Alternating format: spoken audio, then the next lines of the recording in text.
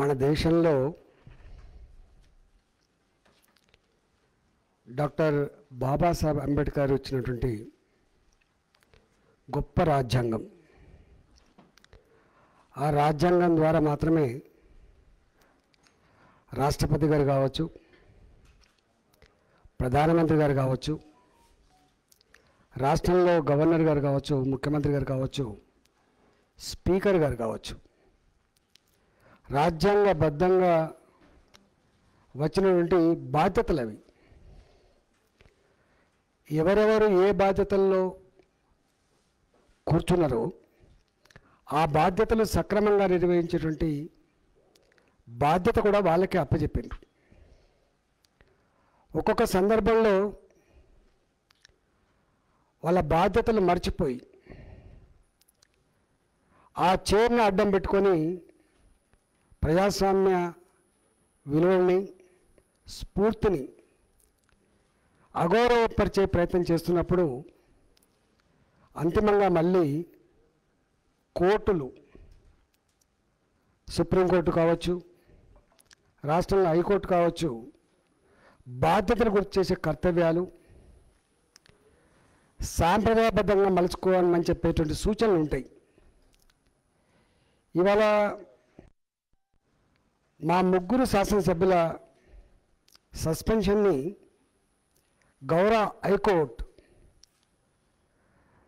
Speaker గారి గౌరవాన్ని సమున్నతంగా నిలుపుతూనే, గుర్తిస్తూనే సున్నితంగా స్పీకర్ గారు తీసుకున్న నిర్ణయం తప్పని, దాన్ని కోర్టులు సరిదిద్దలేవని, ఆ సరిదిద్దే బాధ్యత కూడా స్పీకర్ గారే తీసుకోవాలని చెప్పి మరొక గొప్ప సూచన కూడా చేసింది.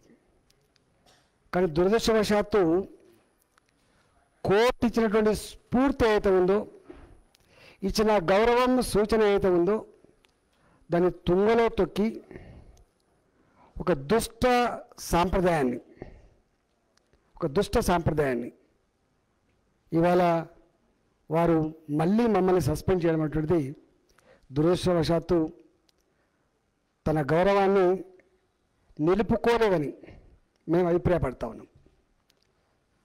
తనకున్న బాధ్యతని, కోర్టు చేసినటువంటి సూచనని, ఆ గౌరవాన్ని వారు నిలుపుకోకపోవడం దురదృష్టవశాత్తుగా మేము భావిస్తూ ఉన్నాం. ఈ పద్ధతి రేపు నియంతృత్వాన్ని దారితీసేటువంటి ఆస్కారం ఉంటుంది అని చెప్పి స్పీకర్ గారిని మరొకసారి గుర్తు చేస్తూ ఉన్నాం. రెండవది, ఇంతకుముందు మా శాసనసభ్యులు చెప్పినట్టుగా నేను, రఘునందన్ రావు గారు మా సీట్లో నిలబడ్డాం. నేను 20 సంవత్సరాల కాలం పాటు ఈ సభలో నిరంతరంగా కొనసాగేటువంటి శాసనసభ్యుడిని. నేను అనేక మంది స్పీకర్లను చూసిన వాడిని, ముఖ్యమంత్రులను చూసిన వాడిని, పార్టీలు కూడా ప్రభుత్వం నడిపే పద్ధతి చూసిన వాడిని. నేను అన్నిటికీ మిక్కిలి 10 సంవత్సరాల కాలంలో 2004 నుంచి 2014 వరకు, నేను 2008 నుంచి వెళ్ళి 2014 వరకు శాసనసభలో ప్రతిపక్ష హోదాలో కూడా ఉన్నటువంటి వాడిని. సాంప్రదాయాలు కానీ, సభ నడుస్తున్న తీరు కానీ, సభ్యులకు ఉన్నటువంటి హక్కులు కానీ, శాసనసభ బాధ్యత కానీ పూర్తి స్థాయిలో గుర్తు ఎరిగిన వాడిని, దాన్ని గొప్పగా పాటించిన వాడిని, ఆచరించిన వాడిని. అలాంటి నేను ఒకటే అడిగినాను, అయ్యా స్పీకర్ గారు, మీరు ఈ శాసనసభలో ఈ సస్పెన్షన్ తీర్మానం పెట్టి ఆమోదిస్తున్నారని మీరు చెప్తా ఉన్నారు కదా, మేము రిక్వెస్ట్ చేస్తూ ఉన్నాం, అదే సభానాయకులకి, అదే శాసనసభకి దీని మీద ఒక అభిప్రాయాన్ని కోరండి, మీరు ప్రతిపాదించండి. మా ప్రతిపాదనగా, మా సభ్యుల ప్రతిపాదనగా మీరు కోరమని చెప్పి కోరినాం. కానీ దాన్ని కూడా వారు తిరస్కరించడం ప్రజాస్వామ్యాన్ని అపహాస్యం చేయడం అన్నట్టుగా మేము భావిస్తూ ఉన్నాం. ఈ ధోరణి చూస్తూ ఉంటే రాను రాను నార్త్ కొరియా గుర్తొస్తుంది. నార్త్ కొరియాలో అక్కడ ఉన్న రాజరికం రాజు తను మాట్లాడుతున్న క్రమంలో చప్పట్లు కొట్టలేదని ఒక సభ్యుని తుపాకీతో కాల్చి చంపిన ఉదంతం గుర్తుకొస్తూ ఉంది. ఇలా ఆస్ట్రియా దేశం నుంచి వచ్చినటువంటి ఒక బృందం ఇవాళ సభలో ఉంది. నిన్న పార్లమెంట్ ప్రొసీడింగ్స్ని వాళ్ళు పరిశీలన చేసిన పార్లమెంట్లో, ఇవాళ శాసనసభ ప్రొసీడింగ్స్ని ఇవాళ వాళ్ళు పరిశీలన చేస్తూ ఉన్నారు. ఇట్లాంటి ఈ సందర్భంలో ఇవాళ మాలాంటి శాసనసభ్యుల యొక్క సస్పెన్షన్ అనేది ఏం మెసేజ్ పంపుతుంది ఇవాళ అర్థం చేసుకోమని చెప్పి మేము కోరుతా ఉన్నాం. ఇవాళ మాలాంటి వాళ్ళు రాను రాను సభలో ఉన్న సభానాయకుడు మాట్లాడితే మాకు ఇష్టం లేకపోయినా సప్పట్లు కొట్టకపోతే సప్పట్టు కొట్టలేదని కూడా సస్పెండ్ చేసే పరిస్థితి వస్తుందేమని చెప్పి ఒక బాధ మాత్రం ఉన్నది. అన్నిటికంటే బాధ అనిపించిన సందర్భం ఏంటంటే, నేను ఒక ఉద్యమ నాయకుడిని, ఒక 20 ఏళ్ల పాటు నేను ఒక ఉద్యమ నాయకుడిని. ఆ సభలో మమ్మల్ని సస్పెండ్ చేయాలని చెప్పి ప్రతిపాదించినటువంటి మంత్రి గారు వారిని ఎన్ని మాటలు ఉన్నాడో వారు గుర్తురగాలి. వారితో మమ్మల్ని చేయించడం, ఒక ఉద్యమ నాయకుడిని, ఉద్యమాన్ని తులనాడిన వారి చేత చివరికి సభానాయకుడికి వాళ్ళు ఎవరైతే ఉన్నారో ఆనాడు ఎన్నెన్నో మాటలు మాట్లాడు, తరిమి కొడతాం, మురికిస్తాం, నీవు ఒక మనిషివేనా అని చెప్పినటువంటి వారితోటి మమ్మల్ని సస్పెండ్ చేయించడం అనేది మరింత ఏమైన చర్యగా మేము భావిస్తా ఉన్నాం. తెలంగాణ ప్రజానీకం ఒకటే గమనిస్తున్నారు, పాపం తెలంగాణ రాష్ట్రం వస్తే ప్రజాస్వామికంగా ఉంటుందని, ప్రజాస్వామ్యం పరిడమిల్లుతుందని, తెలంగాణ ప్రజలు ఒక గొప్ప సాంప్రదాయాలకి కేంద్ర బిందువు అవుతారని చెప్పి భావిస్తే, అలాంటి శాసనసభలో ముఖ్యమంత్రి గారు వివరిస్తున్న తీరు, తీసుకున్న నిర్ణయాలు ప్రజాస్వామ్యాన్ని అపహాస్యం చేస్తూ ఉంది. నాకు అనిపిస్తుంది ఇవాళ డాక్టర్ బాబాసాహెబ్ అంబేద్కర్ గారు రాసిన రాజ్యాంగం మార్చాలి అని చెప్పి అయితే పదే పదే ముఖ్యమంత్రి గారు చెప్తున్నారు, దీనికోసమే కావచ్చేమని చెప్పి మాకు అనుమానం వస్తుంది. ఈ కోర్టులు ఏంది, ఈ స్పీకర్ ఏంది, ఈ శాసనసభ్యులు ఏంది, ఈ శాసనసభ ఏంది, వాళ్ళ హక్కులేంది, ఇవన్నీ ఎందుకు? నేను ఒక రాజులాగా ఉంటే బాగుంటుంది. వాడు పదే పదే చెప్తా ఉంటారు. అప్పుడప్పుడు నేను చైనాకు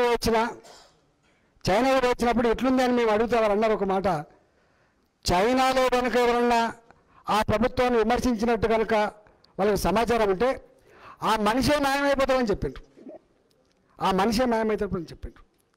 నాకు తెలిసి ఇక్కడ కూడా బాబాసాహెబ్ అంబేద్కర్ రాజ్యాంగాన్ని కాకుండా చంద్రశేఖరరావు గారి రాజ్యాంగాన్ని అమలు చేసుకొని చైనా దేశంలాగా తానే చక్రవర్తిలాగా తానే రాజులాగా తెలంగాణ ప్రజలు పరిపాలించే పరిస్థితుల్లో ఒక ఆందోళన మాత్రం కనపడతా ఉంది. ఇవాళ ఇది అత్యంత దురదృష్టకరమైన రోజు. తప్పకుండా ఇలాంటి సందర్భంలో గతంలో ఇలాంటి సంఘటన జరిగినప్పుడు ప్రజాక్షేత్రంలో మూల్యం చెల్లించుకోక తప్పలేదు. ఇలా హైకోర్టు ఆదేశాలు ఇచ్చిన అమలు చేయనటువంటి స్పీకర్ గారు, ప్రభుత్వం ఇలాంటి సందర్భంలో అంతిమ న్యాయ నిర్ణేతలు ప్రజలు మాత్రమే. ప్రపంచ చరిత్రలో ఎక్కడ కూడా ఇట్లాంటి సంఘటన జరిగినప్పుడు అంతిమ తీర్పునిచ్చేది, అంతిమంగా సరిదిద్దేది, అహంకారాన్ని బొందబెట్టేది, ప్రజలే చరిత్రను మాత్రమే తేల్చి చెప్పేది ప్రజలే. కాబట్టి ప్రజాక్షేత్రంలో ఇవాళ తేల్చుకుందామని చెప్పి ప్రభుత్వాన్ని హెచ్చరిస్తూ ఉన్నాం.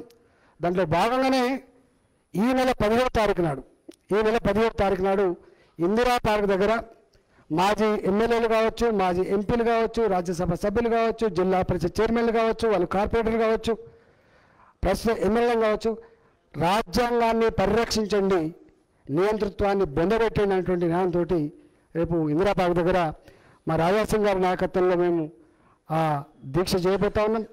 11 గంటల నుంచి 5 గంటల వరకు. అదేవిధంగా మా పార్టీ పూర్వ కావచ్చు, మా పార్టీ అత్యున్నత కమిటీ కావచ్చు, మేము శాసనసభ్యులుగా ప్రజాక్షేత్రంలో తీర్చుకున్నటువంటి ఆ ప్రోగ్రామ్ కూడా డిజైన్ చేయమని చెప్పి కోరినాం.